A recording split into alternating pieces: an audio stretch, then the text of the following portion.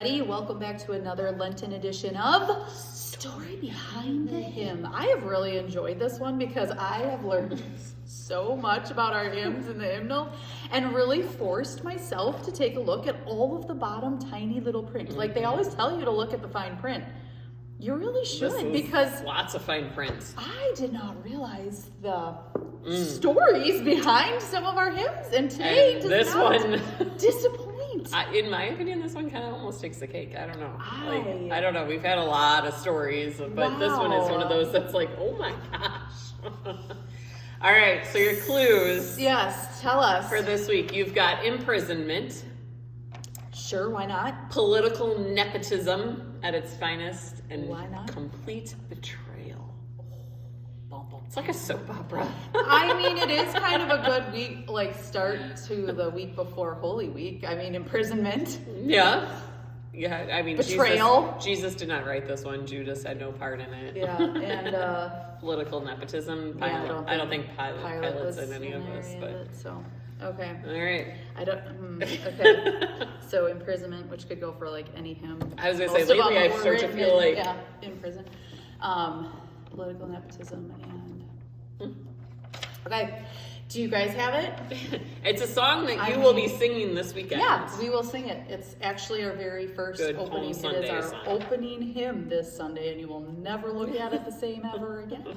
Ever again, I promise you.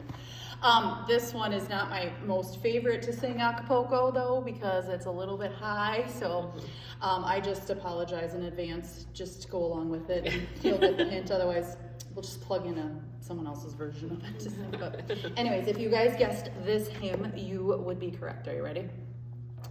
All glory, laud, and honor to you, Redeemer King, to whom the lips of children made sweet hosannas ring. You are the King of Israel and David's royal son. Now in the Lord's name coming, our King and blessed one. And then it goes on. Yeah, really low if you couldn't go any further in between. But yes, so if you guessed number 442, all glory, laud, and honor, for this week's hymn, you would be correct. It has 5 stanzas total, and the refrain is sung after and before each one. So yeah, and so this weekend we will be singing it as our procession hymn. And during the 10:30 church service, we'll have the Sunday school kids processing with the palm branches, because what perfect means with the lips of children. So Hosanna's ring. It does, yeah. So if you would have guessed that all glory, laud, and honor was a song about imprisonment, or comes from imprisonment, nepotism, political nepotism, and betrayal. Yeah, you would have totally knocked it out of the park. It's so obvious, guys. Also, when you share this information with us about the stuff below in the fine print, it's just mind-boggling. Yeah, so this was written by Theodulf of Orleans. I just love names, too. Yeah, who was alive in 762. Yeah, 762 to 821. Not 17. Nope. 700. So by far closer to Jesus being born than to us today. Yeah. We're talking 1,000. 1,400 years ago? Yeah. 1,300 years ago? Isn't that crazy? No, it's wild even more, to think because it's already into the 2000s. Yeah, so Theodulf, our dear friend Theodulf, born in the 1700s. No, not the 1700s. 700s. 762. He was a preacher. He spent his life in dedication to God. He wrote poems, which is obviously then where this kind of comes from. Yeah. But he then also befriended Charlemagne, the emperor, who was attempting to revive the fallen Roman Empire at the time. Yes. So he and Charlemagne became really good friends, very close confidants of each other, and that's a good confidant to have. To the point of Charlemagne appointed him as bishop of Orleans. Okay. Or Orleans. Orleans, yeah. I'm not sure it's how hard to say without the new. Yeah. Just New Orleans.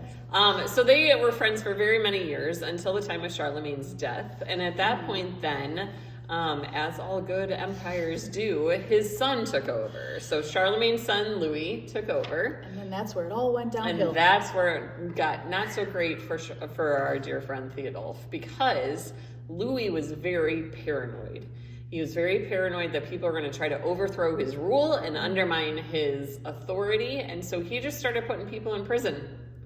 I mean, sure, why not? I don't like you, go to prison. Yeah. So, I'm afraid and that's of you, go to unfortunately then what he did to Theodulf. He put Theodulf in prison, and it was while Theodulf was in prison that he wrote this hymn. From here, it's a little... As all good, usual hymns come from someone in prison. Somebody in prison. Still praising the Lord, even though they're in prison. Yeah. For doing nothing wrong. Doing nothing wrong. Legend has it, the story gets a little bit unclear at this point as to how it actually came to be, but legend has it that Louis was walking by where Theodulf's cell was and overheard him singing this hymn. Okay. Asked what the hymn was and where it came from. And was so moved by the words, the way it pointed back to Christ, and the sound of it all that he... Triumphal entry, right? Yeah, had very deep regrets, immediately ordered that Theodulf be released from prison, and then we have the hymn that we know today. Yeah. But the hymn that we know today, the tune that we have, did not come until way later.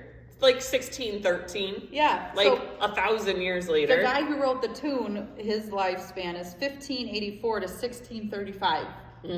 So like 1,000 years after Theodulf was around, we have Melchior Teschner, who wrote the tune that we have today. He was a cantor in the German Lutheran Church. Of course. There's our connection. Especially with a name like Melchior Teschner. I mean, you don't get much more German than that. Yes.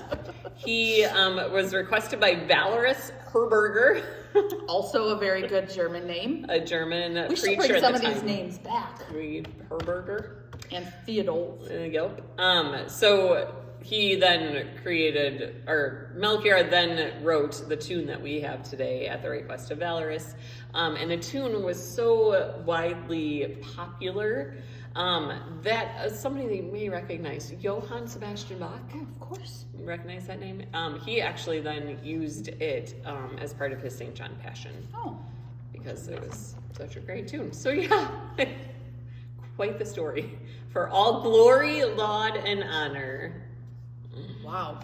I know when I'm in church, I should really be paying attention to church, and I would strongly urge all of you to be paying attention to church too. But also take some time to look at the little fine print on the bottom. Yeah. These are very interesting stories. I mean, seriously, this hymn, that guy is 762, and we're still singing it strong. And we're still singing it today. Every Palm Sunday, this song is brought back out and ready to praise the triumphal entry of the King. Very cool. And as all good, stories, they come with a little bit of meat. Anyways.